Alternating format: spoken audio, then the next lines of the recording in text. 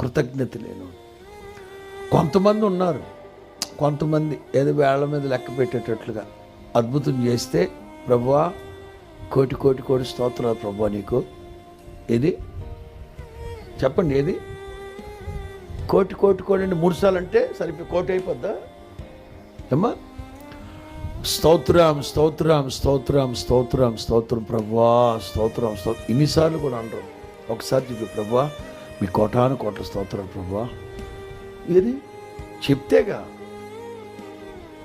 మరలా మనం ఏమన్నా అన్నాం అనుకో, నేను ఒక్కసారి చెప్తే పళ్ళు రాలిపోతాయి. ఒకసారి చెప్తే 100 సార్లు చెప్పినట్ట. కొంతమంది బాపుతేమో ఇది. ఇంకొంతమంది ఉన్నారు, బంకమట్టి పట్టుకున్నప్పుడు బంగారు అయిందనుకోండి, ఇంకంతే.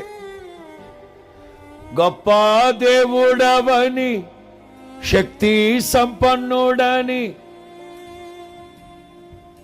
అద్భుతం జరిగితే ఏమాత్రం ఆవగింజంత నష్టం వచ్చిందా వ్యాపారంలో? ఆవగింజంత నష్టం వచ్చిందా?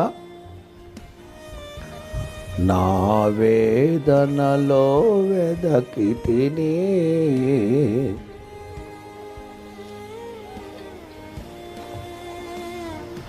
లోకస్తులు అట్లాగే ఉన్నారు, ఆత్మీయులు అట్లాగే ఉంటే ఎట్లా?